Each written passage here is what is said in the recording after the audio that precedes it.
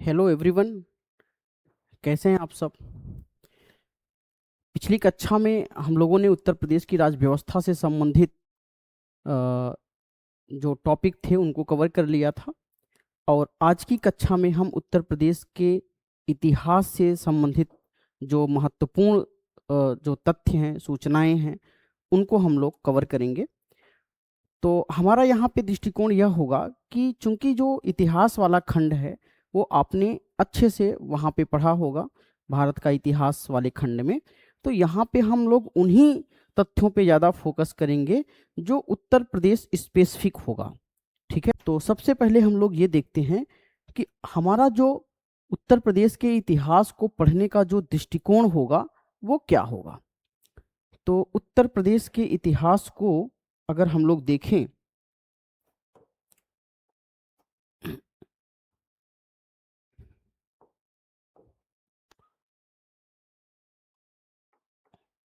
उत्तर प्रदेश का इतिहास,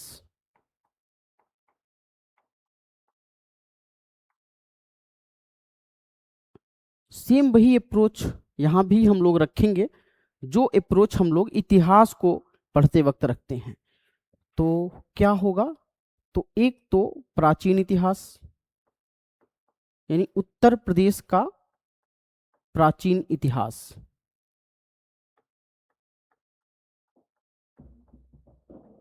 उत्तर प्रदेश का प्राचीन इतिहास। और दूसरा उत्तर प्रदेश का मध्यकालीन इतिहास।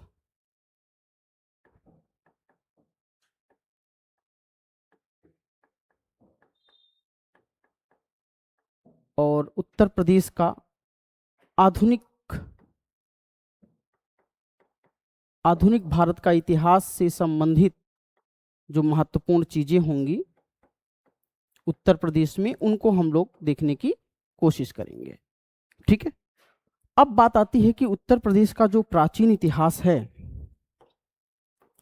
अगर इसको हम लोग देखें तो यहाँ पे एक तो उत्तर प्रदेश में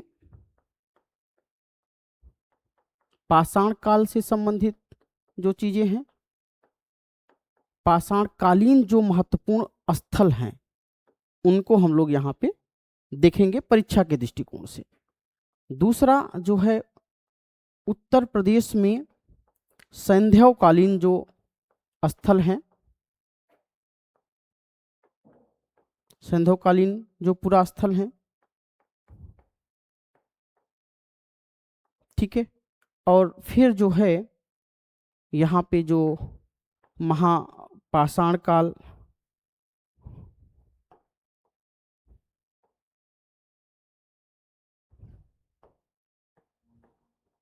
वैदिक काल,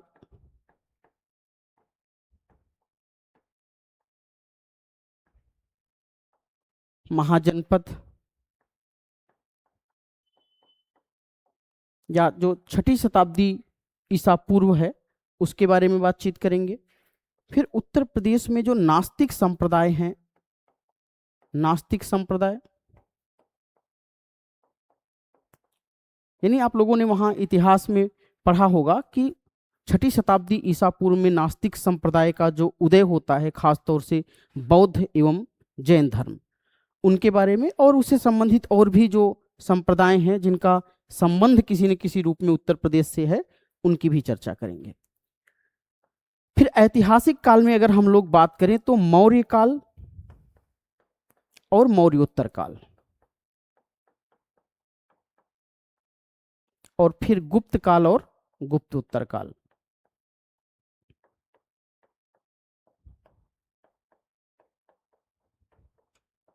अब देखिए, अगर आप इस तरह से देखते हैं तो आप ये पाएंगे कि पूरा का पूरा जो इतिहास है वो कहीं ना कहीं जो है वो हम लोग उसको टच करने की कोशिश करेंगे। तो पहला जो टॉपिक हम लोग शुरू करेंगे, उत्तर प्रदेश में पाषाण कालीन जो स्थल हैं। ठीक है, अब देखिए जरा कि उत्तर प्रदेश में पाषाण कालीन जो स्थल हैं उन्हें हम 3 भागों में बांट के देखेंगे। तो पहला जो है वो क्या है, पुरापाषाणकालीन स्थल। पुरापाषाणकालीन स्थल कौन कौन से हैं? तो एक तो ये आपका बेलन घाटी, कहाँ पे है ये? प्रयागराज में जो मेजा तहसील है, मेजा तहसील में जो है बेलन नदी घाटी क्षेत्र पाया जाता है। वहां पे कई ऐसे पुरास्थल हैं जहां से जो है पुरापाषाणकालीन जो है पुरापाषाणकालीन जो स्थल हैं उनकी जो है चीजें प्राप्त होती हैं। तो सिंगरौली क्षेत्र जो है ये सोनभद्र, सिंगरौली क्षेत्र सोनभद्र से, और चकिया तहसील चंदौली में है। यहाँ से जो है महत्वपूर्ण पुरापाषाणकालीन स्थल प्राप्त हुए हैं। मध्य पाषाणकालीन स्थल में मोरहना पहाड़, बगही खोर, लेखैया, ये तीनों स्थल किससे संबंधित है? मिर्जापुर और सोनभद्र क्षेत्र से। तो मोरहना पहाड़, बगही खोर, लेखैया, चौपानी मांडो ये प्रयागराज में है। सराय नाहर राय, महदहा, दमदमा ये तीनों स्थल कहाँ से संबंधित है? प्रतापगढ़ से। ठीक है, तो मोरहना पहाड़, बगही खोर, लेखैया ये मिर्जापुर सोनभद्र वाला जो क्षेत्र है, और सराय नाहर राय, महदहा और दमदमा प्रतापगढ़ से संबंधित क्षेत्र हैं। तो यहाँ पे जो है काम की जो चीजें आपके एग्जाम में हो सकती हैं वो यही है कि ये स्थल कहाँ पे किस जिले से संबंधित हैं, और दूसरी चीज कि ये किस प्रकार के स्थल हैं, पुरापाषाणकालीन स्थल हैं या मध्य पाषाणकालीन स्थल हैं या फिर नवपाषाणकालीन स्थल हैं। नवपाषाणकालीन स्थलों में अगर आप देखें तो कुलडीहवा ये प्रयागराज में है, और महागड़ा, पंचोह, बेलन घाटी क्षेत्र प्रयागराज में है, और मिर्जापुर, सोनभद्र और प्रतापगढ़ से भी बहुत सारे नवपाषाणकालीन स्थल प्राप्त हुए हैं। तो एक बार हम लोग इन स्थलों के बारे में देखने की कोशिश करते हैं कि कौन कौन से स्थल हैं जो आपके एग्जाम के दृष्टिकोण से महत्वपूर्ण हो सकते हैं। ठीक, अब जरा देखिए, एक तो प्रतापगढ़ का जो क्षेत्र है, प्रतापगढ़ के क्षेत्र में आप पाएंगे कि ये आपका प्रतापगढ़ क्षेत्र है। ठीक है, यहां पे महदहा, सराय नाहर राय, दमदमा ये तीन ऐसे क्षेत्र हैं जहां से समाधान के साक्ष्य प्राप्त हुए हैं, गर्तावास के साक्ष्य प्राप्त हुए हैं, और जो है हड्डियों से बने हुए आभूषण बड़ी मात्रा में यहाँ से प्राप्त हुए हैं। प्रयागराज में जो है चौपानी मांडो, कई बार एग्जाम में पूछा हुआ चौपानी मांडो, झोपड़ियाँ एवं मिट्टी के बर्तन के यहाँ से जो है साक्ष्य प्राप्त हुए हैं। कुलडीहवा जो है ये भी प्रयागराज में मेजा तहसील में पड़ता है, वो क्षेत्र है। वहाँ से चावल की खेती का सबसे प्राचीनतम साक्ष्य प्राप्त होता है। हालांकि इसके बाद संत कबीर नगर में जो है संत कबीर नगर का लहुरा देव वो सबसे प्राचीनतम साक्ष्य माना जाता है, लेकिन 6500 ईसा पूर्व के आसपास जो है वो कुलडीहवा से चावल की भूसी के साक्ष्य जो है वो प्राप्त हुए हैं। और एक और स्थल देखिए आप, आलमगीरपुर, ये अभी हम लोग सिंधो सभ्यता जब पढ़ेंगे उत्तर प्रदेश में तो वहाँ पे जो है मेरठ में एक महत्वपूर्ण पुरा स्थल है। अभी एक बार हम लोग संक्षेप में देख लेते हैं बेलन घाटी। अब देखिए ये बेलन घाटी जो क्षेत्र है वो कहाँ है? प्रयागराज में है। इसका उत्खनन किसने कराया था? तो प्रोफेसर GR शर्मा जो इलाहाबाद विश्वविद्यालय से संबंधित थे, उनके निर्देशन में जो है बेलन घाटी क्षेत्र में व्यापक स्तर पे उत्खनन का कार्य कराया गया, और वहाँ से सबसे महत्वपूर्ण जो चीज प्राप्त हुई वो नोहदा नाला एक क्षेत्र है, और वहाँ से अस्थि निर्मित मातृ देवी की प्रतिमा प्राप्त होती है। ठीक है, अस्थि निर्मित जो है वो मातृ देवी की प्रतिमा प्राप्त होती है। ये महत्वपूर्ण पुरा स्थल है, और भारत में उत्तर पुरापाषाण काल की प्राकृतिक स्तर से प्राप्त एकमात्र यह मूर्ति मानी जाती है। ठीक है, तो ये स्थान आपको ध्यान में रखना है। उसके बाद देखिए लेखैया, ये भी प्रयागराज में है। लेखैया, जो लेखैया क्षेत्र है ये विंध्य क्षेत्र माना जाता है। जैसे एक गंगा घाटी क्षेत्र वैसे विंध्य क्षेत्र, तो मिर्जापुर और प्रयागराज से सटे हुए जो एरिया है, यहाँ पे जो है मध्य पाषाण कालीन यह प्रमुख स्थल है, और यहाँ पे 17 मानव कंकाल जो है वो प्राप्त हुए हैं। एक महत्वपूर्ण बात यह है कि अधिकांश जो कंकाल है उनका सिर पश्चिम दिशा की ओर है। हस्त निर्मित मृदभांड यहाँ से प्राप्त हुए हैं, झोपड़ियों के प्रारंभिक साक्ष्य प्राप्त हुए हैं। एक और चीज जो आपको ध्यान में रखनी है कि जो लेखैया है यहाँ से पुरा पाषाण, मध्य पाषाण काल और नव पाषाण काल तीनों अवस्थाओं के यहाँ पे पुरातात्विक साक्ष्य यहाँ से प्राप्त होते हैं। ठीक है, अब देखिए सराय नाहर राय, यह प्रतापगढ़ क्षेत्र में पड़ता है। 11 समाधान प्राप्त हुए हैं यहाँ से। मानव अस्थिपंजर के प्राप्त हुए हैं, झोपड़ियों के साक्ष्य प्राप्त हुए हैं और एक ही कब्र में 4 मानव कंकाल जो है एक साथ दफनाए जाने का भी साक्ष्य जो है वो सराय नाहर से प्राप्त हुआ है। उसके बाद आप देखिए महदहा, ये भी क्या है, प्रतापगढ़ में है। हड्डी एवं सींग से निर्मित उपकरण जो है वो यहाँ से प्राप्त हुए हैं। और दमदमा, ये भी प्रयागराज में है। एक कब्र में 3 मानव कंकाल प्राप्त हुए हैं। लहुरा देव, जो मैं आपसे बात कर रहा था, कुलडीवा की बात हमने आपसे किया था, बेलन नदी के तट पर स्थित यह क्षेत्र है और धान की खेती का दूसरा सबसे प्राचीनतम साक्ष्य जो है वो यहाँ से प्राप्त हुआ है। जले हुए धान की भूसी, पुआल एवं मृदभांडों पर धान के अवशेष जो है वो यहाँ से प्राप्त हुए हैं। लहुरा देव संत कबीर नगर, यह भारतीय उपमहाद्वीप में खेती का सबसे प्राचीनतम साक्ष्य जो है वो लहुरा देव से प्राप्त हुआ है। इसके पहले जो हमने आपसे बातचीत किया था कि पहले माना जाता था कि क्या है वो कोल्डिहवा ही है, लेकिन अभी जो नवीनतम जो साक्ष्य प्राप्त हुए हैं वो क्या है, संत कबीर नगर में स्थित लहुरा देव है। ये कई बार एग्जाम में पूछा गया है, तो आप लोग इसको जरूर कुलडीहवा, लहुरा देव, दमदमा, लेखैया, चौपानी मांडो, कई बार जो है वो मैच कराने को लेकर के एग्जाम में यहाँ से सवाल आए हुए हैं, तो बिल्कुल आप लोग इसको ध्यान में रखिएगा। अब हम लोग बात करते हैं कि जो संधव नदी घाटी क्षेत्र है, तो यहाँ पे हम लोगों ने ये चीजें पढ़ लिया, ये कि उत्तर प्रदेश में पाषाणकालीन जो महत्वपूर्ण स्थल थे। अब हम लोग इसको आगे पढ़ते हैं कि उत्तर प्रदेश में जो सैंधवकालीन जो पूरा स्थल हैं उनके बारे में बातचीत करेंगे। तो उत्तर प्रदेश में जो सैंधवकालीन स्थल हैं वो आप देखेंगे तो वो स्थल ज़्यादा मात्रा में आपको मिलेंगे कहाँ पे, पश्चिमी उत्तर प्रदेश में। ये देखिए, ये पश्चिमी उत्तर प्रदेश का क्षेत्र है। और लेकिन जब हम लोग बात कर रहे थे पाषाणकालीन पुरा स्थलों की, तो वो ज़्यादातर कहाँ प्राप्त हो रहे थे आपको, ये गंगा घाटी क्षेत्र और विंध्य क्षेत्र और जो है सोनभद्र वाले जो प्रयागराज वाले क्षेत्र हैं वहाँ से प्राप्त हो रहे थे। तो अब इसमें 4 स्थल आपके लिए महत्वपूर्ण है। जो सबसे पहला है वो आलमगीरपुर। आलमगीरपुर जो है वह आलमगीरपुर मेरठ में है। और सबसे महत्वपूर्ण बात यह है कि सिंधु घाटी सभ्यता का सबसे पूर्वी पूरा स्थल है आलमगीरपुर।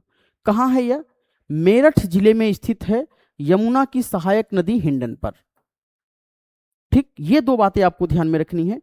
दूसरी चीज यह है कि इसका उत्खनन कार्य जो है पंजाब विश्वविद्यालय के द्वारा कराया गया था।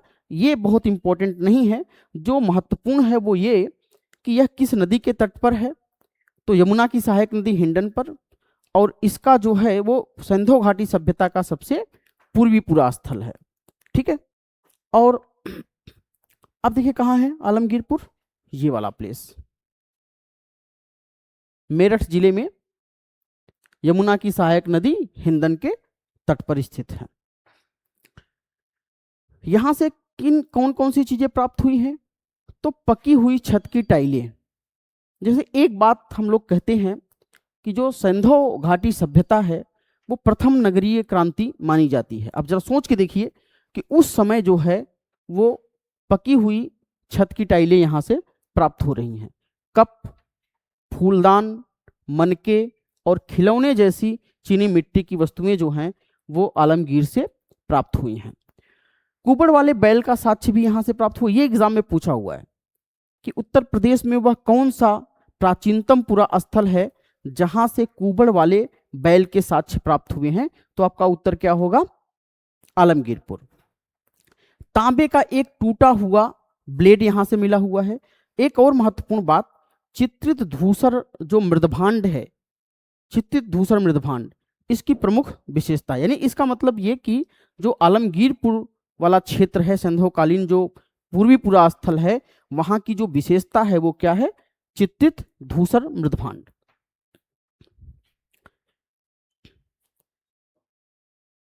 हाल फिलहाल में आप देखेंगे कि लगभग हर दूसरे तीसरे महीने सनौली बागपत जिले में पड़ता है यह, और यहाँ से उत्खनन का कार्य अभी भी जारी है। 2005 से लगातार यहाँ पे उत्खनन कार्य हो रहा है, और यहाँ से हमेशा कुछ न कुछ नई जो है पुरातात्विक महत्व की जो वस्तुएं हैं वो प्राप्त हो रही हैं। भारत में ज्ञात सबसे बड़ा अंत्येष्टि समाधि स्थल है। जो भारतीय पुरातात्विक सर्वेक्षण विभाग है उसके अनुसार यहाँ लगभग 125 अंत्येष्टियों की खोज की गई है। और देखिए जरा इसमें क्या क्या मिल रहा है? युद्धक रथ, तांबे की तलवारें, ढाल, हेलमेट और शाही ताबूत भी यहाँ से मिले हैं। जो यह प्रतीत है कि यहाँ पे जो वो क्षेत्र था, हो सकता है कि युद्धस्थल जैसा क्षेत्र रहा हो, और वहां से जो है योद्धा वर्ग की उपस्थिति जो है वो दर्ज कराती है। ठीक है, तो सनौली ये मैप में आप देख सकते हैं कहाँ पे है, ये बागपत क्षेत्र में ये पड़ता है। अब देखिए एक और स्थान है मंडी, मुजफ्फरनगर में यमुना नदी के पूर्व में स्थित है यह मंडी। कई बार एग्जाम में पूछा हुआ है। ये जो चारों स्थल हैं, एक तो आलमगीरपुर हुलास सहारनपुर में है, मंडी मुजफ्फरनगर में है, और एक बागपत जो सनौली जो बागपत में है। ये चारों आपको याद होने चाहिए। ये चारों सैंधव जो है वो पूरा स्थल हैं। ये आपसे एग्जाम में यहाँ पे जो है ये चारों स्थान और साथ ही साथ ये पूरा स्थल आपसे मैच कराने को एग्जाम में पूछता रहा है, तो ये बहुत इंपॉर्टेंट है आपके लिए। ठीक है, अब आगे आप देखिए एक और स्थल हुलास। हुलास जो है वो कहाँ है? सहारनपुर जिले में स्थित है। इसकी खोज भारतीय पुरातत्व सर्वेक्षण के निर्देशन में हुई थी, और यहाँ पे जो है यहाँ की बस्तियां आकार में छोटी हैं। सबसे बड़ी बस्ती का माप केवल 200 से 150 मीटर ही है। यानी कि जो हुलास है सहारनपुर जिले में स्थित है, यहाँ पे जो है छोटी बस्तियों के जो है साक्ष्य प्राप्त हुए हैं। और इसका उत्खनन कार्य किसने किया था? शंकरनाथ ने। तो एक और महत्वपूर्ण चीज यहां से प्राप्त हुई कि हड़प्पा कालीन 3 अक्षरों वाली एक टेराकोटा मोहर जो है वो यहां से प्राप्त हुई है। काले रंग से चित्रित ज्यामिति अथवा प्राकृतिक डिजाइन वाले हस्तनिर्मित और पहिया निर्मित मिट्टी के बर्तन भी जो है वो यहां से प्राप्त हुए हैं।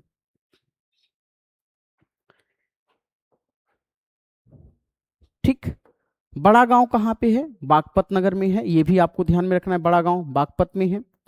ठीक है, तांबे के कंगन, छल्ले और छड़े जो है वो यहाँ से प्राप्त हुई हैं।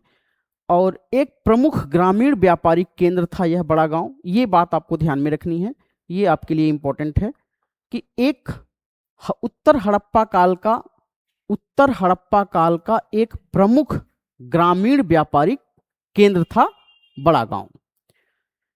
गैर चित्रित और चित्रित धूसर मृदभांड जो है वो यहाँ से प्राप्त हुए हैं। देखिए ये आपके एग्जाम में बहुत मुश्किल है कि उससे संबंधित चीजें पूछी जाएं। अगर पूछी भी जाती हैं तो इस बात की पूरी संभावना रहती है कि कन्फ्यूजन में गलत हो जाए, क्योंकि हर स्थानों से कहीं से जो है मिट्टी के बर्तन प्राप्त हो रहे हैं, कहीं से अस्थियों के जो है अस्थिपंजर प्राप्त हो रहे हैं, कहीं से समाधान, तो वो कन्फ्यूजन क्रिएट करता है। लेकिन आप स्थान जरूर याद रखिए कि कौन सा स्थान कहाँ से संबंधित है। ठीक है, मानपुरा बुलंदशहर में है, केवल इतना आप याद रखिए, मानपुरा बुलंदशहर में है। और यहाँ से जो अवशेष प्राप्त हुए हैं, मिट्टी के बर्तन वगैरह प्राप्त हुए हैं, और भाटपुरा बुलंदशहर क्षेत्र में है, ये आपको याद रखना है। तो इस तरह से हम लोगों ने जो है जो काम की चीजें थी आपके एग्जाम की, जो सैंधव कालीन पुरा स्थल थे उनकी हम लोगों ने चर्चा कर ली।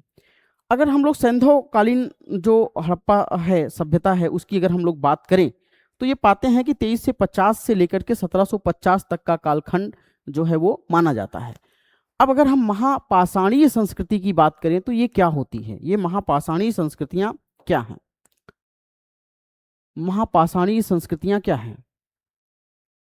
तो इस संस्कृति में मृतकों को जो है वो बड़े बड़े पत्थरों से जो है वो ढक करके दफनाया जाता था।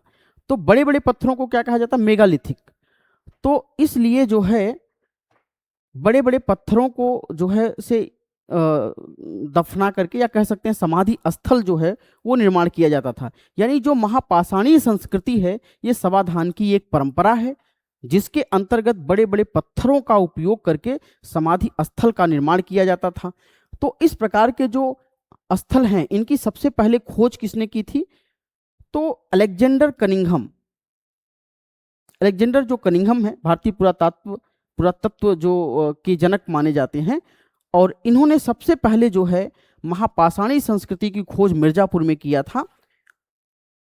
मिर्जापुर ये भी कहाँ पे है? उत्तर प्रदेश में मिर्जापुर है। और 3 प्रमुख स्थल हैं जो महापाषाणी संस्कृति से संबंधित हैं। एक तो है ककोरिया। ककोरिया कहाँ पे है? चंद्रप्रभा घाटी क्षेत्र, वाराणसी मंडल में पड़ता है, तो वहाँ से। दूसरा बनमिलिया बहेड़ा, ये मिर्जापुर में है। और तीसरा कोटिया बेलन घाटी क्षेत्र, प्रयागराज में। ये 3 प्रमुख मेगालिथिक जो स्थल हैं वो उत्तर प्रदेश में हैं। और इनके जो अब देखिए, एक महत्वपूर्ण बात ये आपको ध्यान में रखनी है कि केवल कोटिया से ही लौह उपकरण के साक्ष्य प्राप्त हुए हैं। बाकी जो आपका ककोरिया और बिन मिलिया बघेड़ा है, यहाँ से पूर्व लौह युगीन जो है मेगालिथिक के साक्ष्य प्राप्त हुए हैं। ठीक है, तो ये आपके काम की चीज है, इसको ध्यान में रखिए। अब हम लोग बात करते हैं उत्तर वैदिक काल की और उत्तर वैदिक काल की।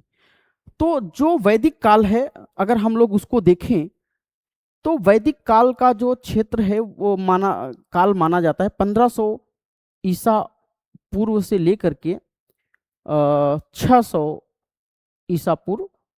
और इसमें भी जो ऋग वैदिक काल है वो 1500 ईसा पूर्व से लेकर के 1000 ईसा पूर्व तक का क्षेत्र।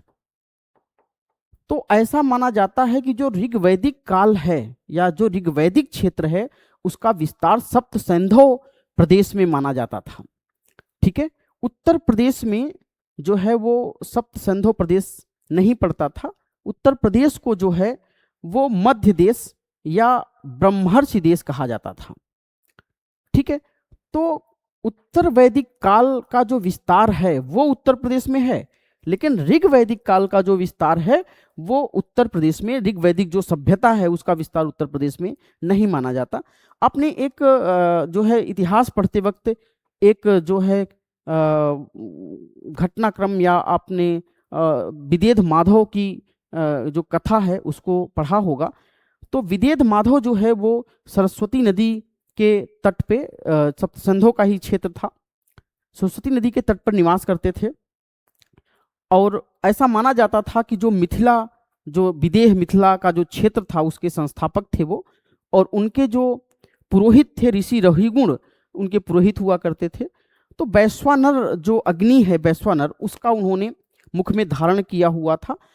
और जैसे ही वो कोई वाक्य या कोई शब्द बोले तो वो जो वैश्वानर है वो निकल करके बाहर आ जाता था।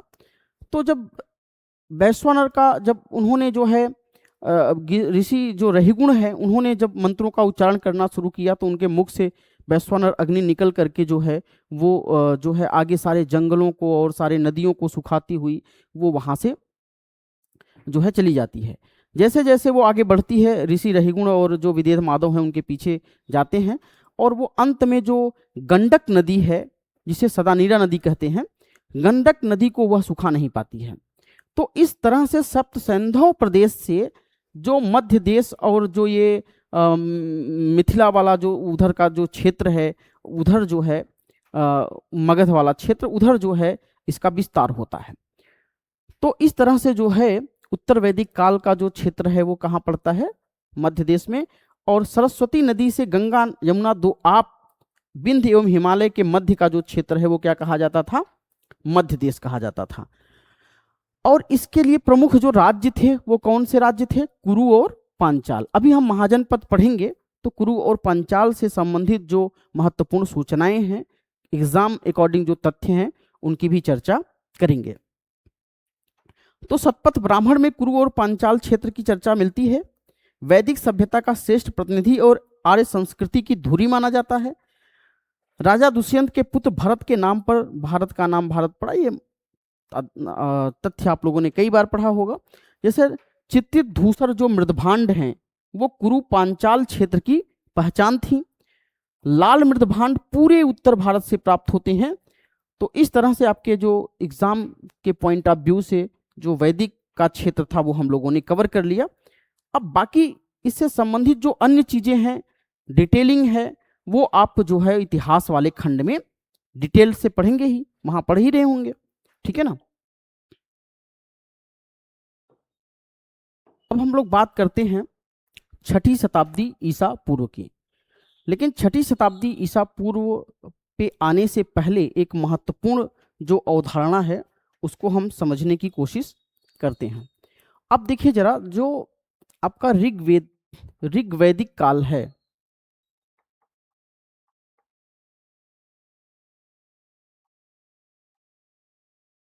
ऋग्वैदिक काल, इसका जो कालखंड है वो 1500 ईसा पूर्व से लेके 600 ईसा पूर्व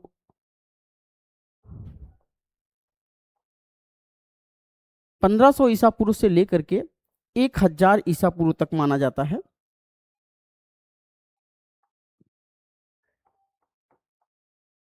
एक हजार ईसा पूर्व। लेकिन जो उत्तर वैदिक काल है, उत्तर वैदिक काल,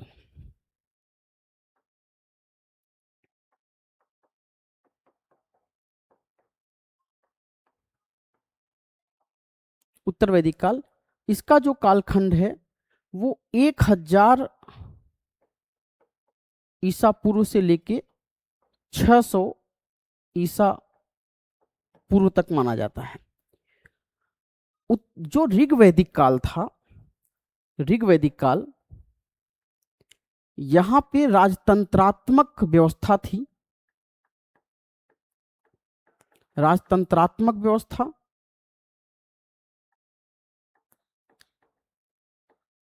इस राजतंत्रात्मक व्यवस्था में राजा को सहयोग के लिए सभा एवं समिति नामक संस्थाएं हुआ करती थी। आप लोगों ने पढ़ा होगा, सभा एवं समिति, सभा एवं समिति नामक संस्था हुआ करती थी। और दूसरा, जो प्रशासनिक इकाइयां थीं, ऋग्वैदिक काल में जो प्रशासनिक इकाइयां थीं वो 4 भागों में बटी हुई थी, ठीक है। वो 4 कौन से थे? प्रशासनिक जो इकाइयां थी वो 4 भाग कौन कौन से थे? राष्ट्र, राष्ट्र, जन, विष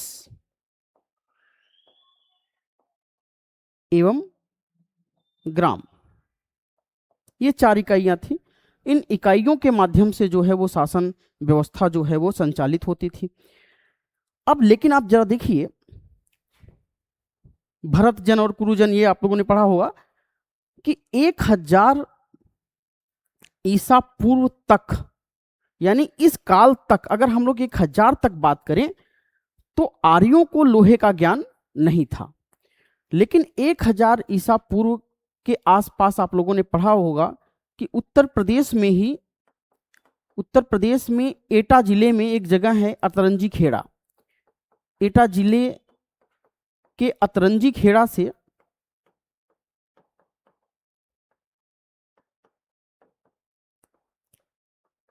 यहां से लोहे के प्राचीनतम जो है वो प्रमाण प्राप्त हुए हैं।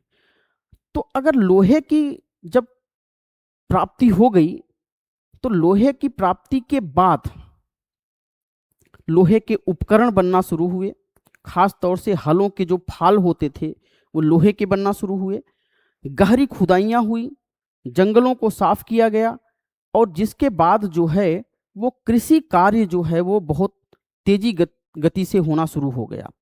कृषि कार्य होने के बाद जो है क्या हुआ कि अब ये जो जन थे, ये जन जो ऋग्वैदिक काल के जो जन थे वो उत्तर वैदिक काल में क्या हो गए? जनपद हो गए।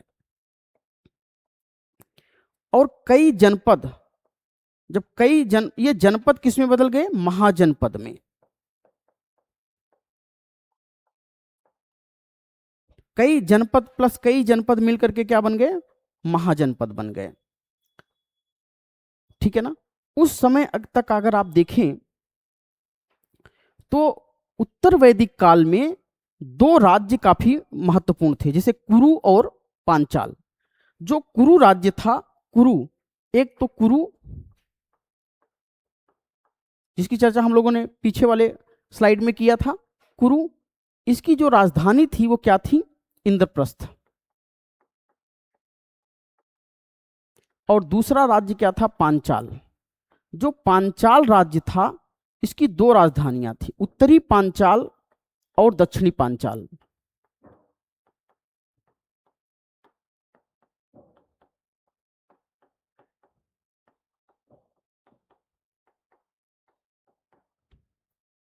ठीक है। जो उत्तरी पांचाल है उसकी जो राजधानी थी वो अहिच्छत्र थी, और दक्षिणी पांचाल की जो राजधानी थी वो कांपिल्य थी। तो अगर हम लोग उत्तर वैदिक काल को देखें तो उत्तर वैदिक काल का जो अंतिम जो दौर है, उत्तर वैदिक काल का जो अंतिम दौर है उसमें महाभारत, उसको हम लोग का महाकाव्य काल भी कह सकते हैं, रचना होती है। अब जरा देखिए कि जो जनपद महाजनपद में कंप्लीट हुए, महाजनपद में जब ये परिवर्तित हुए तो आपको याद होगा कि बौद्ध ग्रंथ है अंगुत्तर निकाय, बौद्ध ग्रंथ अंगुत्तर निकाय। अंगुत्तर निकाय में और एक जैन ग्रंथ है भगवती सूत्र, जैन ग्रंथ भगवती सूत्र।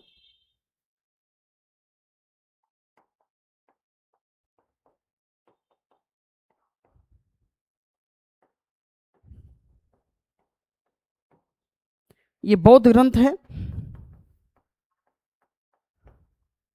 और यह जैन ग्रंथ है। इन बौद्ध और जैन ग्रंथों में 16 महाजनपदों की चर्चा मिलती है। इन 16 महाजनपदों में जो 8 महाजनपद हैं उनका जो क्षेत्र था वो क्या था? उत्तर प्रदेश था। तो ये 8 महाजनपद कौन कौन से थे जरा देखिए।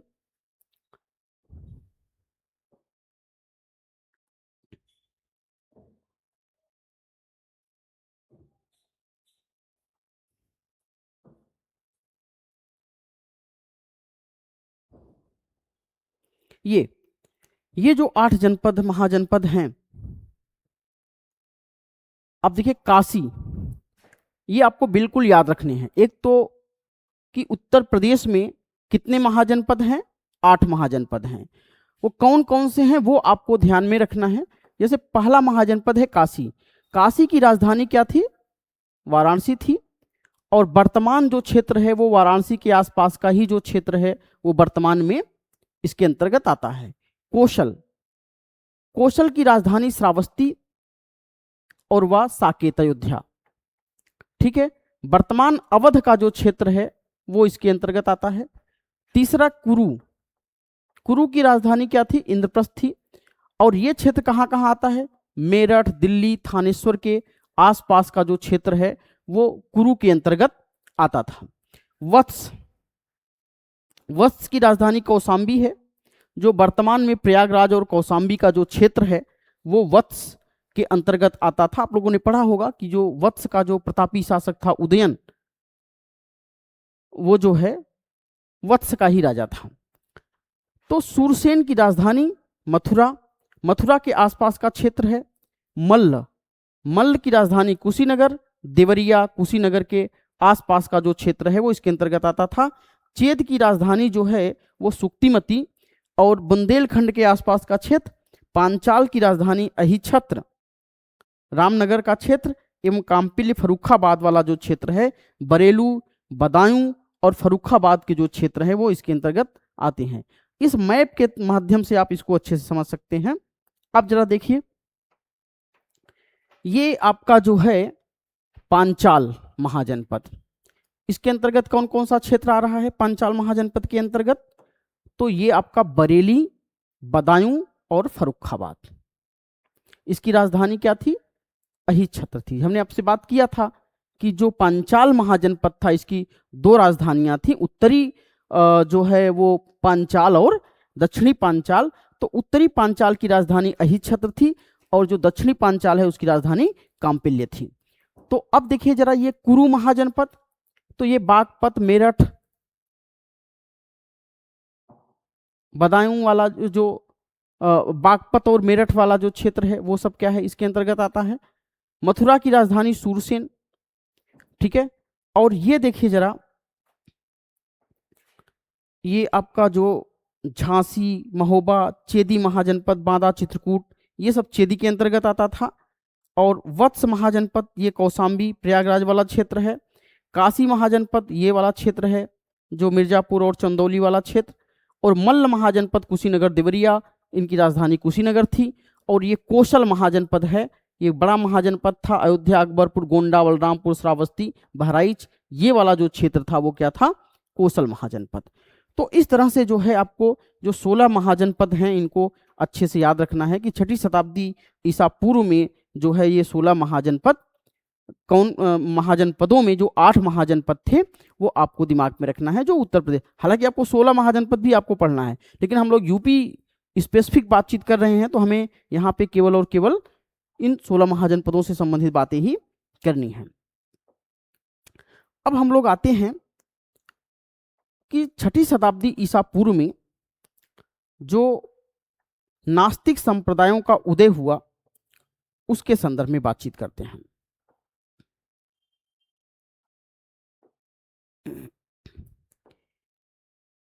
ठीक है, अब देखिए जरा 6ठी शताब्दी ईसा पूर्व का जो दौर था, यहाँ पे व्यापक स्तर पे उत्पादन गतिविधियां हुई, कृषि अधिशेष हुआ, व्यापार वाणिज्य का बढ़ावा हुआ। अब धीरे धीरे जब लोगों का जो पेट भर गया तो फिर धीरे धीरे लोगों ने धर्म और आस्था के प्रति झुकाव को पैदा किया। लेकिन यह देखा गया कि व्यापक स्तर पे जो धार्मिक जो परंपराएं हैं उनमें भेदभाव है, और उसमें जो है आस्था रखने वाले जो लोग हैं उनमें अनेक स्तर पे लेयर बने हुए हैं। इन सब चीज़ों को ध्यान में रख करके दो महत्वपूर्ण नास्तिक संप्रदायों का उदय हुआ। एक को हम लोग कहते हैं बौद्ध धर्म और एक को जैन धर्म। तो सबसे पहले हम लोग देखते हैं कि उत्तर प्रदेश में बौद्ध धर्म से संबंधित जो महत्वपूर्ण एग्जाम के पॉइंट ऑफ व्यू से सूचनाएं हो सकती हैं वो क्या हो सकती हैं। गौतम बुद्ध का जन्म आप लोगों ने पढ़ा ही होगा। गौतम बुद्ध का जो जन्म है वो कहाँ हुआ था? कपिल वस्तु के लुम्बिनी नामक स्थान पर हुआ था। ठीक है, अब ये कपिल वस्तु कहाँ पे है? तो वर्तमान में उत्तर प्रदेश का एक जिला है सिद्धार्थनगर।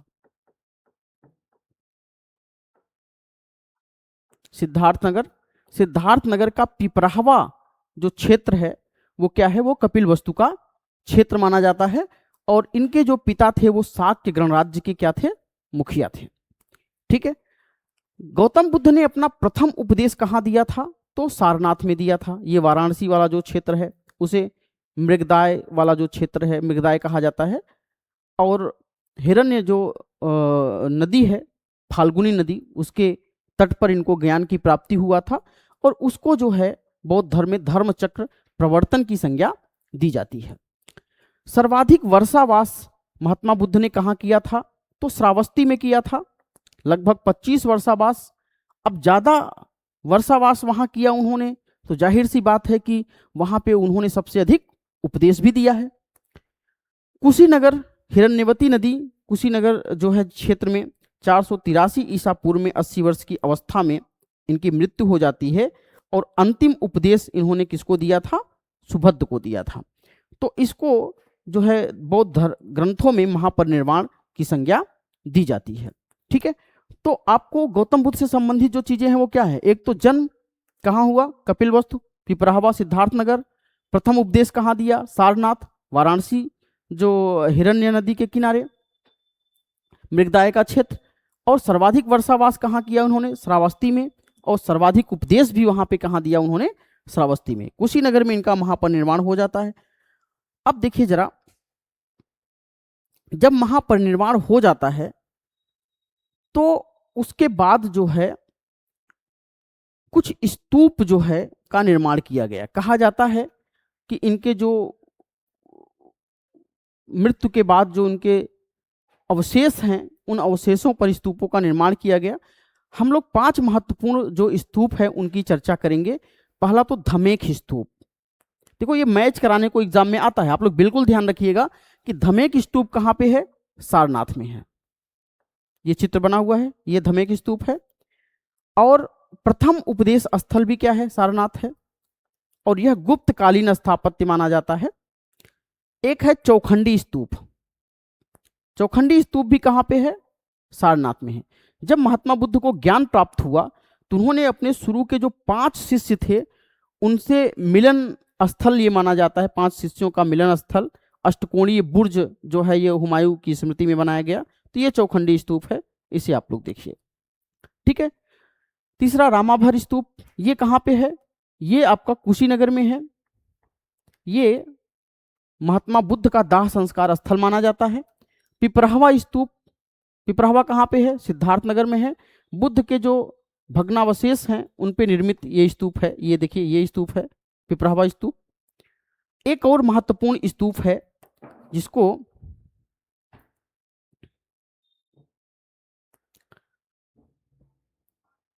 आगे हम लोग उसको पढ़ेंगे, आगे पढ़ेंगे। तो इस तरह से जो काम की चीजें थी, महात्मा बुद्ध से संबंधित जो चीजें थी, जो उत्तर प्रदेश स्पेसिफिक में इंपॉर्टेंट हो सकती थी, उसको हम लोगों ने पढ़ लिया। अब हम लोग बात करते हैं जैन धर्म की। जैन धर्म जो है, महात्मा बुद्ध जो है वो जैन धर्म के एक महत्वपूर्ण तीर्थंकर थे। इसके पहले जो है वो 23 तीर्थंकर जो है जैन धर्म में हो चुके थे। तो अब उनमें से हम लोग ये देखेंगे कि जैन धर्म से जुड़े उत्तर प्रदेश से संबंधित प्रमुख तत्व कौन कौन से हैं। तो पहली बात तो यह कि जैन धर्म का जो केंद्र है, महत्वपूर्ण केंद्र, उत्तर भारत में जैन धर्म के 2 प्रमुख केंद्र थे। पहला मथुरा और दूसरा उज्जैन। तो हमें जो काम की चीजें हैं वो क्या ध्यान में रखनी है, क्योंकि मथुरा जो है वो उत्तर प्रदेश से संबंधित है, तो इसलिए हमें ध्यान में रखना है कि महावीर स्वामी के समय मथुरा जो है वो जैन धर्म का प्रमुख केंद्र था। और उज्जैन कहाँ है, मध्य प्रदेश में है। तो महावीर स्वामी कौन थे, जैन धर्म के 24वें एवं अंतिम तीर्थंकर थे। इनका जो महापरिनिर्वाण हुआ वो पावापुरी बिहार में हुआ। और इनके महापरिनिर्वाण के सम्मान में कोसल, मल्ल एवं लिच्छवी गणराज्यों ने दीप प्रकाश प्रज्वल किया, जिसे दीपावली की परंपरा से भी जोड़ा जाता है। ठीक है। अब कुषाण काल में भी मथुरा जो है वो जैन धर्म का प्रमुख केंद्र था। मथुरा से अनेक जैन आयात पट प्राप्त हुए हैं। अब देखो इस बार यहां से यूपी पीसीएस के मेंस में सवाल आया है, तो इसलिए आप लोग इसको ध्यान रखिएगा कि ये बहुत इंपॉर्टेंट चीज है। मथुरा के कंकाली टीला से प्राप्त जैन स्तूप के अवशेष जैन धर्म में स्तूप परंपरा के लिए महत्वपूर्ण प्रमाण माने जाते हैं। ठीक है। तो ये जो है आपका मथुरा जो है वो कुषाण काल में जैन धर्म का प्रमुख केंद्र था। तो जैन आयाक पट्ट कहाँ से प्राप्त हुए हैं, मथुरा से प्राप्त हुए हैं। कंकाली टीला से प्राप्त जैन स्तूप, इसके अवशेष जैन धर्म में स्तूप परंपरा के महत्वपूर्ण प्रमाण माने जाते हैं। ये देखिए कंकाली टीला मथुरा जैन स्तूप का अवशेष है। अब हम लोग ये देख लेते हैं कि उत्तर प्रदेश से संबंधित कौन महत्वपूर्ण तीर्थंकर थे। ये सवाल आपसे एग्जाम में पूछा जाता है। तो आपको ये 4 स्थल आपको ध्यान में रखने हैं। एक तो अयोध्या, दूसरा रत्नपुरी, अयोध्या का ही क्षेत्र है, और तीसरा हस्तिनापुर, और चौथा वाराणसी। ठीक है। अब देखिए इसमें अयोध्या से संबंधित जो तीर्थंकर थे वो कौन कौन से थे। आचार्य ऋषभ देव जो जैन धर्म के प्रथम तीर्थंकर थे, उनका संबंध कहां से था, अयोध्या से था। द्वितीय तीर्थंकर अजितनाथ, ये भी क्या है, अयोध्या से संबंधित थे। अभिनंदन दास, अभिनंदन नाथ, ये चतुर्थ तीर्थंकर थे, ये भी अयोध्या से संबंधित थे। सुमतिनाथ 5वें तीर्थंकर, और अनंतनाथ 14वें तीर्थंकर, ये अयोध्या से संबंधित थे। अब इसमें आपको रतनपुरी धर्मनाथ, धर्मनाथ जो हैं ये अयोध्या क्षेत्र से ही संबंधित थे। शांतिनाथ 16वें तीर्थंकर, और जो है अरहनाथ, ये सारे तीर्थंकर क्या है वो हस्तिनापुर से संबंधित थे। पार्श्वनाथ जो है वो वाराणसी से संबंधित थे। तो ये याद रख लीजिएगा, आप लोग स्क्रीनशॉट ले लीजिए, ये आपके लिए बहुत महत्वपूर्ण है कि कौन कौन से तीर्थंकर कहाँ से संबंधित हैं।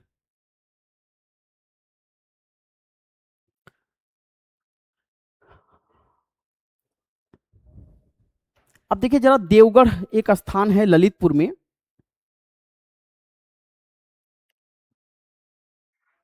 वहां पे बेतवा नदी के तट पर स्थित देवगढ़ गुप्त एवं चंदेल काल में जैन कला का प्रमुख केंद्र था। ये आपको ध्यान में रखना है। जो देवगढ़ है वो कहाँ पे है? ललितपुर जिले में है। किस नदी के तट पे है? बेतवा नदी के तट पे है। और गुप्त एवं चंदेल शासकों के शासनकाल में जैन कला का एक प्रमुख केंद्र था। यहाँ दशावतार मंदिर के साथ साथ प्रसिद्ध 31 जैन मंदिर समूह भी स्थित हैं। यानी कि ललितपुर में, ललितपुर वैसे जाना किसके लिए जाता है? दशावतार का जो मंदिर है, लेकिन इसके साथ साथ ललितपुर में 31 महत्वपूर्ण जैन मंदिर भी हैं। उसी की एक जो है ये आपको प्रतिमा यहाँ पे दिखाई गई है, तो ये आप लोग ध्यान में रखिएगा।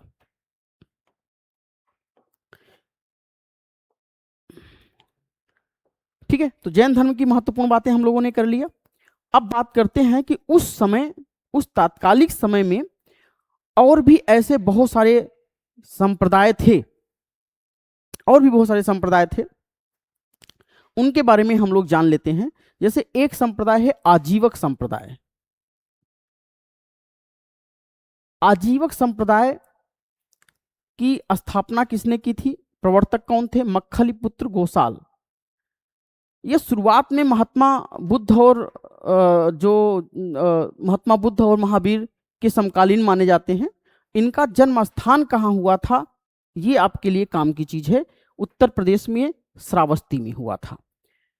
इनका जो मूल सिद्धांत है वो क्या है? नियतिवाद, फैटलिज्म। ठीक है, इनका मानना था कि जो संसार की हर वस्तु है वह भाग्यवाद या नियति द्वारा पूर्व निर्धारित है, कर्म का इस पर कोई प्रभाव नहीं पड़ता है।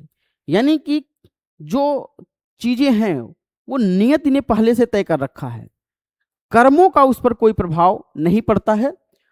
इसलिए जो है ये कहते थे कि आदमी को वर्तमान के हिसाब से जीना चाहिए। अशोक व दशरथ का योगदान, मौर्य सम्राट अशोक था, उनके पौत्र दशरथ ने बिहार की बराबर और नागार्जुनी पहाड़ियों में गुफाएं, जैसे लोमस ऋषि गुफा, आजीवक भिक्षुओं के रहने के लिए दान में दे दिया था। ये आपके यूपी से संबंधित नहीं है, लेकिन इंपॉर्टेंट है, एग्जाम में कई बार ये पूछा जाता रहा है, तो इसको भी आप क्या करिए, ध्यान में रखिएगा। पाशुपत एवं शैव संप्रदाय। काशी जो है, काशी यानी बनारस का क्षेत्र, प्राचीन काल से ही शैव धर्म का सबसे बड़ा यह केंद्र रहा है। पाशुपत संप्रदाय शैव धर्म का सबसे प्राचीन संप्रदाय है, जिसके प्रवर्तक कौन थे? लकुलिश थे। ये कई बार एग्जाम में पूछा है, इंपॉर्टेंट है। मथुरा स्तंभलेख, तो मथुरा स्तंभलेख सम्राट चंद्रगुप्त द्वितीय के समय, चंद्रगुप्त द्वितीय के समय मथुरा स्तंभलेख जो है वो 380 ईस्वी में बनाया गया था। उत्तर प्रदेश में पाशुपत संप्रदाय का प्रथम अभिलेखीय साक्ष्य प्रदान करता है। यह चीज आपको ध्यान में रखना है कि जो मथुरा स्तंभलेख है वह उत्तर प्रदेश में पाशुपत संप्रदाय का सबसे महत्वपूर्ण अभिलेखीय साक्ष्य है। गोरखनाथ संप्रदाय, नाथ परंपरा आप लोग जानते हैं, वर्तमान में जो हमारे मुख्यमंत्री जी हैं उसी परंपरा से संबंधित है। तो गोरखपुर का गोरखनाथ जो मंदिर है वो क्या है? नाथ संप्रदाय, जिसकी स्थापना मत्स्येंद्र नाथ ने किया था। यह भी इंपॉर्टेंट है, का जो महत्वपूर्ण पीठ है। ठीक है, अब आते हैं आपका जो भागवत संप्रदाय या कि वैष्णव संप्रदाय से भी कहते हैं। मथुरा सूरसेन जो महाजनपद था, यूनानी राजदूत मेगास्थनीज ने अपनी पुस्तक इंडिका में उल्लेख किया था कि मथुरा सूरसेन के लोग हेराक्लीज या वासुदेव कृष्ण की पूजा करते थे। ये बात ध्यान रखिएगा, ठीक है। भीतरी स्तंभ लेख गाजीपुर में है ये भीतरी स्तंभ लेख। गुप्त शासक स्कंद गुप्त का भीतरी जो अभिलेख है उत्तर प्रदेश में विष्णु या भागवत धर्म के प्रसार तथा हुणों के पराजय की जानकारी जो है इससे प्राप्त होती है, ठीक है। तो भीतरी स्तंभ लेख से किस चीज की प्राप्त होती है? भागवत धर्म के प्रचार प्रसार की जानकारी प्राप्त। गढ़वा शिलालेख प्रयागराज में है, यहां से गुप्तकालीन विष्णु प्रतिमाएं यहां से जो है वो प्राप्त होती हैं। गुप्तकालीन विष्णु प्रतिमाएं और भगवत धर्म से यह संबंधित माना जाता है। तो यहाँ पे जो चीजें, भीतरी स्तंभ लेख कहाँ है? गाजीपुर में है। गढ़वा शिलालेख कहाँ है? प्रयागराज में है। तो ये 2-3 तथ्यात्मक जानकारी आपको होनी चाहिए जो एग्जाम के पॉइंट ऑफ व्यू से इंपॉर्टेंट है। अब हम लोग बात करते हैं मौर्य काल की। तो आपका जो हमने अभी तक अगर हम लोग देखें तो हम लोगों ने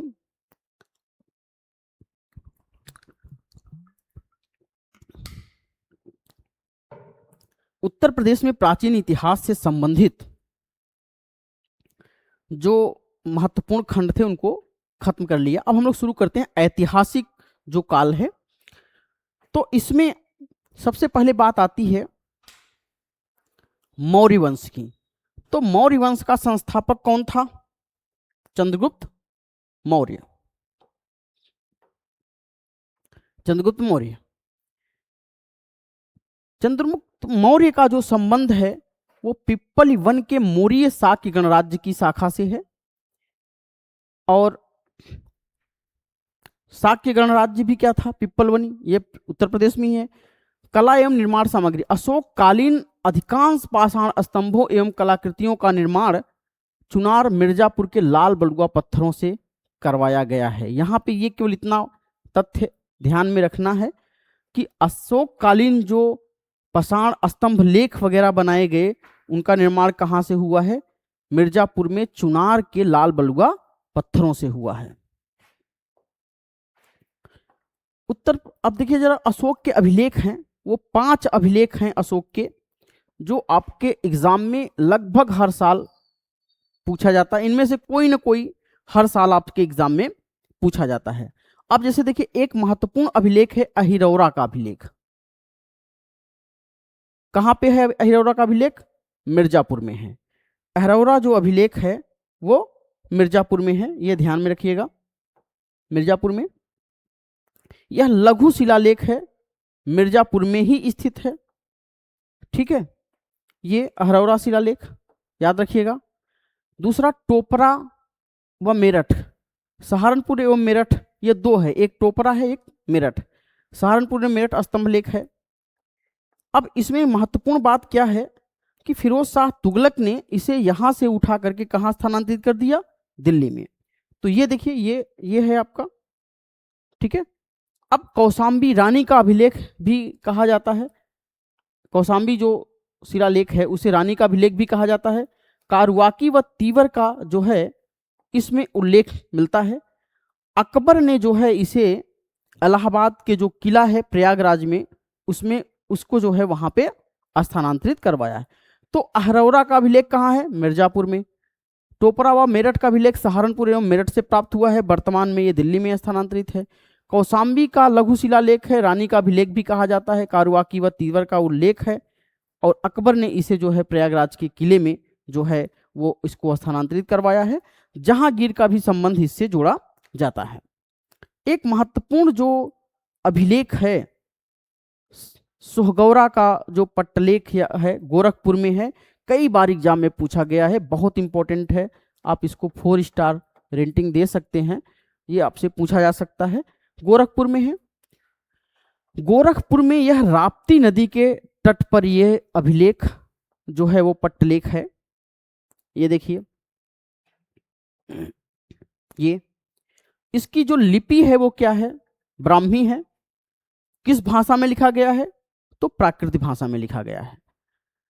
इसका महत्व क्या है? इसका जो ऐतिहासिक महत्व ये है कि मौर्य काल में जब अकाल पड़ता है तो यहाँ पे अन्न गारों की व्यवस्था कराने का साक्ष्य जो है इससे प्राप्त होता है। ठीक है, ये बात आप ध्यान में रखिएगा, बहुत इंपॉर्टेंट है। अगर हम लोग मौर्यकालीन स्तूपों की बात करें तो बौद्ध ग्रंथों के अनुसार सम्राट अशोक ने संपूर्ण साम्राज्य में लगभग 84,000 स्तूपों का निर्माण करवाया। 84,000 स्तूपों का। जैसे एक उसमें से देखिए तो महत्वपूर्ण क्या है? सारनाथ सिंह शीर्ष। ये महत्वपूर्ण क्यों हो जाता है? क्योंकि यह मौर्य मूर्ति कला का सर्वश्रेष्ठ नमूना माना जाता है। मौर्य मूर्ति कला का सर्वश्रेष्ठ नमूना माना जाता है। इसमें 4 सिंह हैं। कई बार एग्जाम में ये पूछा गया है। पीठ से पीठ सटाकर बैठे हैं और इसके निचले हिस्से में धर्मचक्र और 4 पशु। ये पशु कई बार पूछा गया है। कौन कौन से हैं? सिंह है, हाथी है, बैल है और घोड़ा। कौन कौन से? सिंह, हाथी, बैल और घोड़ा। इसे भारत सरकार द्वारा राष्ट्रीय प्रतीक के रूप में अपनाया गया है, इसलिए इसका महत्व और भी बढ़ जाता है। ठीक है, सारनाथ सिंह शीर्ष। 3 चीजें याद रखनी है। एक तो 4 सिंह हैं और 4 पशु। पशु कौन कौन से? सिंह, हाथी, बैल और घोड़ा। और भारत सरकार द्वारा इसे राष्ट्रीय प्रतीक के रूप में अपनाया गया है। अब हम लोग बात करते हैं मौर्योत्तर कालीन। मौर्योत्तर काल से संबंधित वो कौन कौन से राजवंश हैं जो किसी न किसी रूप में उत्तर प्रदेश से संबंध रखते हैं। तो अगर हम लोग देखें तो भारतीय शासकों में जैसे एक तो है शुंग वंश 185 से लेकर के 73 ईसा पूर्व, और दूसरा है कण्व वंश 73 ईसा पूर्व से लेकर के 28 ईसा पूर्व, और तीसरा है सातवाहन वंश। अगर विदेशी शासकों में देखें तो हिंद यमन शासक, शक, पल्लव और कुषाण। लेकिन इसमें हमें जो काम की चीजें हैं इनमें से एक एक 2-2, 3-3 लाइन के फैक्ट हैं जो यूपी से संबंधित हैं और एग्जाम में आपका विषय वस्तु बन सकते हैं, उनकी चर्चा हम लोग करेंगे। तो शुंग वंश से संबंधित जो महत्वपूर्ण चीज है, एक तो है आपका अयोध्या अभिलेख। ठीक है, पुष्यमित्र शुंग, इससे संबंधित जो शासक है वो कौन है? पुष्यमित्र शुंग। उनके अयोध्या के राज्यपाल धनदेव, ये आपको ध्यान रखना है, राज्यपाल धनदेव द्वारा यह जो है अयोध्या अभिलेख को उत्कीर्ण कराया गया था। पुष्यमित्र शुंग के जो राज्यपाल हैं धनदेव, उनके द्वारा अयोध्या अभिलेख को उत्कीर्ण कराया गया था। इससे ज्ञात होता है कि पुष्यमित्र शुंग ने महर्षि पतंजलि के जो पुरोहितत्व हैं, प्रधान पुजारी में 2 अश्वमेघ यज्ञ संपन्न कराए थे। बात समझ में आई? मामला यह है कि जो अयोध्या अभिलेख है इसका निर्माण कौन कराया था? तो पुष्यमित्र शुंग का जो राज्यपाल धनदेव है उसने करवाया था। इसमें इस बात की जानकारी मिलती है कि पुष्यमित्र शुंग के जो पुरोहित थे वो कौन थे? पतंजलि। इन्होंने 2 अश्वमेध यज्ञ संपन्न कराए थे, ये बात की जानकारी इससे मिलती है।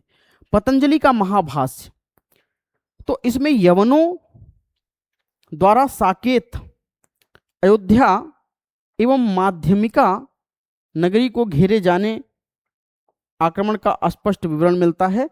पतंजलि का महाभाष्य इसे, तो आपके लिए काम की चीज अयोध्या अभिलेख है, उसे आप ध्यान में रखिएगा। शुंग एवं कुषाणों के बारे में अगर हम देखें तो मथुरा का जो शक क्षत्रप था, मथुरा का शक क्षत्रप, ब्राह्मी लिपि के लेख शक क्षत्रपों जैसे राजवुल और सौराष्ट्र से संबंधित है। उत्तर मुगल काल में मथुरा भरतपुर के सूरजमल जाट राज्य का भी एक प्रमुख केंद्र रहा। विम कटफिशेस भारत में कुषाण सत्ता का वास्तविक संस्थापक माना जाता है, विम कटफिशेस। और माट मथुरा, यहां से विम कटफिशेस की देवकुल में सिंहासनारूढ़ प्रतिमा प्राप्त हुई है। यानी ये स्थल भी आपके लिए क्या है, इंपॉर्टेंट है। मॉट कनिष्क, आप देखिए 78 ईस्वी, ये एग्जाम में कई बार पूछा हुआ है। 78 ईस्वी से शक संवत की जो शुरुआत होती है। भारत का जो राष्ट्रीय पंचांग है वो भी क्या है, इसी से लिया गया है। जो शक शासक हैं, इनकी जो पहली राजधानी हुई थी वो क्या थी, पुरुषपुर, पेशावर। और दूसरी राजधानी कौन थी, मथुरा, जो कि उत्तर प्रदेश से संबंधित है। उत्तर प्रदेश में जो है महाक्षत्रप, खरपल्लान, वाराणसी, क्षत्रप, वनस्पर। तो कुल मिलाकर के जो है हमें यहाँ पे जो ध्यान देने वाली बात है कि जो द्वितीय राजधानी थी वो क्या थी, मथुरा थी। और यहाँ पे जो राज्यपाल थे, गवर्नर, एक तो मथुरा में होते थे और उसका राज्यपाल कौन था, महाक्षत्रप खरपल्लान, और दूसरा वाराणसी था, और यहाँ का कौन था, क्षत्रप वनस्पर था। ये पूछेगा नहीं, लेकिन फिर भी चीजें थी तो हमने कहा कि एक बार ये आपसे चर्चा इसकी कर ली जाए। कला एवं संस्कृतियों की अगर बात करें तो गुप्त काल, ये कुषाण काल में ही गांधार कला और मथुरा कला शैली का जो है वो विकास होता है। मथुरा कला शैली और गांधार कला शैली का जो है विकास होता है। कुषाण कालीन मूर्तियों का सबसे बड़ा संग्रह कहाँ मिलता है, मथुरा संग्रहालय में मिलता है। बाद में आप लोगों को पता ही होगा कि कुषाण साम्राज्य के खंडहरों पर ही आगे चल करके जो है वो गुप्त साम्राज्य की स्थापना होती है। तो आगे हम लोग गुप्त को बारे में पढ़ेंगे। नागवंश एवं दशाश्वमेध घाट, देखिए दशाश्वमेध घाट हर किसी को पता है, कहाँ पे है, वाराणसी में है। तो नागवंश की भारस्यू एक शाखा थी, भारस्यू शाखा, और पूर्वी उत्तर प्रदेश में काशी, मिर्जापुर और कानपुर में अत्यधिक प्रभावशाली थी यह। मान्यता के अनुसार भारस्यू नाग राजाओं द्वारा काशी में 10 अश्वमेध यज्ञ संपन्न किया गया। ये बहुत इंपॉर्टेंट बात है, 10 अश्वमेध यज्ञ संपन्न किया गया, और इस स्थान का नाम दशाश्वमेध घाट इसीलिए पड़ा। ठीक है, ये तथ्य आप लोग ध्यान रखिएगा, बहुत काम की है, बहुत कम लोगों को आइडिया होगा। ठीक है, अब देखिए गुप्त काल। गुप्त काल को भारतीय इतिहास का स्वर्ण काल कहा जाता है। अधिकांशतः जो है आप देखे होंगे कि मुख्य परीक्षा में यह सवाल पूछा जाता रहा है कि भारतीय इतिहास में गुप्त काल को स्वर्ण युग क्यों कहा जाता है, चर्चा करें। लेकिन यहाँ पे हम लोग प्रीलिम्स के लिए पढ़ रहे हैं तो केवल इतना ध्यान देंगे कि काम की चीजें क्या हो सकती हैं, क्यों कहा जाता है। तो एक तो कला, स्थापत्य एवं साहित्य का चरमोत्कर्ष माना जाता है, जिसकी वजह से साहित्य, कला और जो है स्थापत्य के वजह से इसको जो है वो गुप्त काल का स्वर्ण काल माना जाता है। समुद्रगुप्त, विंसेंट स्मिथ ने इन्हें भारत का नेपोलियन की संज्ञा दी है। भारत का नेपोलियन किसे कहा जाता है, समुद्रगुप्त को। किसने संज्ञा दी, विंसेंट स्मिथ ने।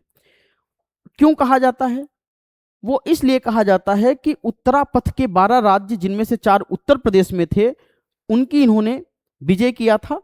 दक्षिणापथ अभियानों का विवरण प्रयाग प्रशस्ति में मिलता है। इनके जो दक्षिणापथ अभियान है उसका विवरण कहाँ मिलता है, प्रयाग प्रशस्ति जो स्तंभ लेख है उसमें इसका विवरण मिलता है। भारत में मंदिर निर्माण कला शैली का प्रारंभ भी क्या है, गुप्त काल में ही हुआ। तो आपको यहाँ पे 2-3 चीजें आपको ध्यान में रखनी है। भारत का नेपोलियन, समुद्रगुप्त किसने कहा, विंसेंट स्मिथ। क्यों कहा? तो उत्तरापथ के 12 राज्यों का 12 इन्होंने जो है शासकों को पराजित किया था। उनमें से जो 4 राज्य थे वो कहाँ थे? उत्तर प्रदेश में थे। अब देखिए जरा, बात भी आई थी, इसका उल्लेख दक्षिणापथ में अभियान का कहाँ मिलता है? प्रयाग प्रशस्ति में। तो प्रयाग प्रशस्ति क्या है? ये देखिए, ये है प्रयाग प्रशस्ति। प्रयागराज में इलाहाबाद किले में यह स्थित है। अशोक स्तंभ जिस पर गुप्त सम्राट समुद्रगुप्त की प्रसिद्ध प्रयाग प्रशस्ति उत्कीर्ण की गई है। ठीक, प्रशस्ति का मतलब क्या होता है? प्रशस्ति का मतलब प्रशंसा, यानी कि समुद्रगुप्त के बारे में उनकी जो विजय अभियान है उससे संबंधित जो चीजें हैं वो इस प्रयाग प्रशस्ति में की गई है। किसने इसकी रचना किया है? हरिसेन ने। भाषा क्या है? संस्कृत है। लिपि क्या है? ब्राह्मी है। चंपू शैली में है, यानी यह गद्य और पद्य दोनों में है। गद्य और पद्य की मिश्रित जो शैली है उसे चंपू शैली कहा जाता है। सम्राट अशोक का वर्णन है इस पे। समुद्रगुप्त लिच्छवी दौहित्र की उपाधि के साथ वर्णन है। मुगल सम्राट जहांगीर और बीरबल का भी क्या है? यहाँ पे अंकित है।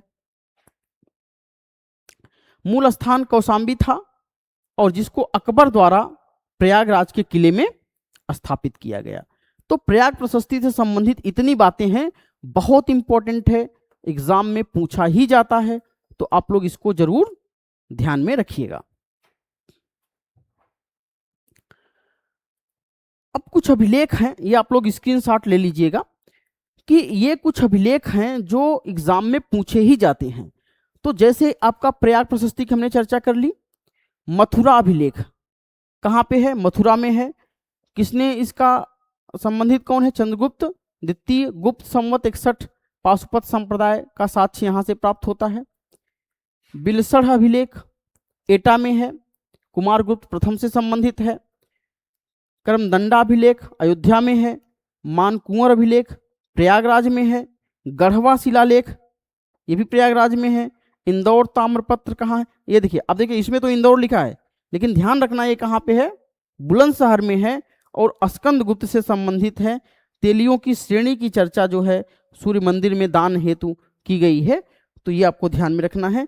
भीतरी स्तंभ लेख गाजीपुर में है। किससे संबंधित है? स्कंदगुप्त से। पुष्यमित्र एवं हुणों के साथ युद्ध का जो है इसमें विवरण मिलता है। अब देखिए, गुप्तकालीन जो मंदिर हैं उससे संबंधित जो स्थापत्य हैं वो कौन सा? दशावतार का मंदिर कहाँ पे है? ललितपुर में है। ठीक है। भारत में शिखर युक्त मंदिर निर्माण का प्रथम उदाहरण कौन सा है? दशावतार का मंदिर है। विशेषता क्या है? यह मंदिर जो है वो भगवान विष्णु को समर्पित है। पंचायतन शैली का मंदिर है। ठीक है। भीतरगांव का मंदिर कहाँ है? कानपुर में है। पूर्णतः ईंटों से निर्मित गुप्तकालीन मंदिर है, पूरी तरह से ईंटों से निर्मित है। यह शिखर युक्त है। इसकी छत पिरामिड के आकार की है। इसका निर्माण चंद्रगुप्त द्वितीय द्वारा किया गया था। भीतरी गाजीपुर तथा देवगढ़ क्षेत्र से भी मंदिरों के अवशेष प्राप्त हुए हैं। देवगढ़ जैन अभिलेख, ये चर्चा हमने आपको पहले ही कर लिया है। तो ये जो दो मंदिर हैं ये एग्जाम में खूब पूछे जाते हैं, दशावतार का मंदिर और ये भीतरगांव का मंदिर। अब हम लोग बात करते हैं जो गुप्तोत्तर काल है। गुप्तोत्तर काल में महत्वपूर्ण एक जो है वंश है पुष्यभूति वंश या फिर वर्धन वंश। अब 600 ईस्वी के बाद का जो मामला बनता है तो इसकी जो राजधानी है वो कहाँ है?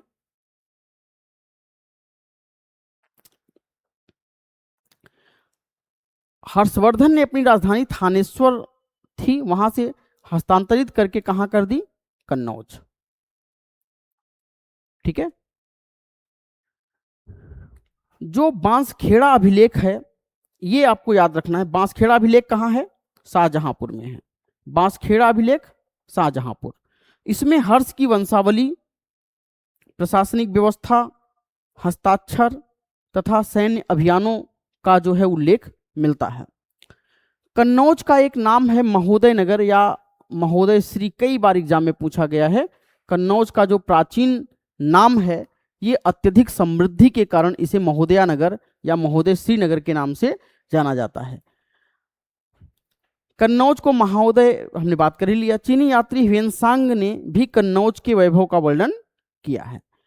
महामोक्ष मंदिर, महामोक्ष परिषद, महामोक्ष परिषद ये प्रयागराज में जब कुंभ का मेला आयोजित होता था तो सम्राट हर्षवर्धन प्रति 5वें वर्ष प्रयागराज संगम तट पर महामोक्ष परिषद का आयोजन करता था। ठीक है, प्रयागराज में कुंभ या संगम के तट पर जो है इस प्रकार का जो है आयोजन किया जाता है। भारतीय इतिहास में त्रिपक्षीय संघर्ष की चर्चा खूब होती है। तो आप देखेंगे कि यह त्रिपक्षीय संघर्ष जो कन्नौज को लेकर के था, क्यों था, इसका कारण क्या था, जो काफी लंबा संघर्ष इसको लेकर के चला। तो वजह यह थी कि जो कन्नौज की जो भौगोलिक अवस्थिति थी वो काफी महत्वपूर्ण थी। आर्थिक गंगा यमुना दोआब का ये क्षेत्र था, जिसकी वजह से यह राजनीतिक रूप से या वर्तमान के हिसाब से कहें तो सामरिक दृष्टिकोण से भी काफी महत्वपूर्ण माना जाता था। इसमें कौन कौन से 3 शासक थे, तो एक तो प्रतिहार, कौन था, प्रतिहार। ये देखिए पश्चिमी भारत का ये प्रतिहारों का क्षेत्र है,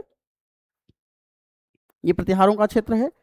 और दूसरा जो है वो पाल, पूर्वी भारत, पाल वंश, ये बंगाल के पाल हुआ करते थे यहां पे। और तीसरा राष्ट्रकूट, दक्कन, दक्षिण का क्षेत्र था, ये कन्नौज है। अब इसी कन्नौज को लेकर के इन तीनों में त्रिपक्षीय संघर्ष हुआ।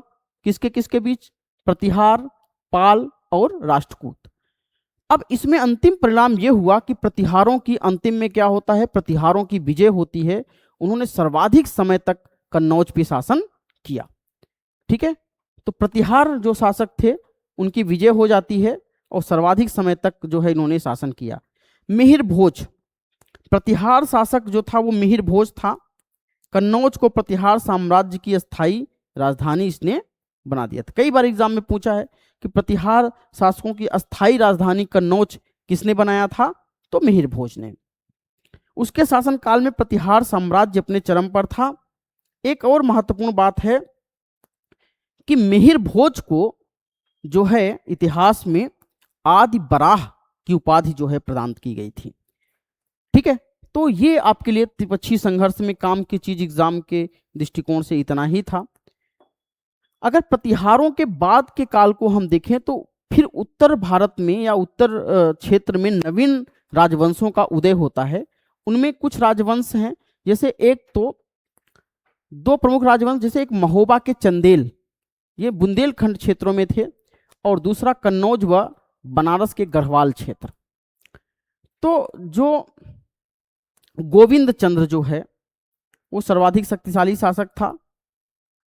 ये कन्नौज के गढ़वालों में अगर देखें तो मुस्लिम आक्रमणकारियों से काशी की रक्षा करने हेतु उसकी पत्नी रानी कुमार देवी के सारनाथ अभिलेख में गोविंद चंद्र को हरि का अवतार कहा गया है।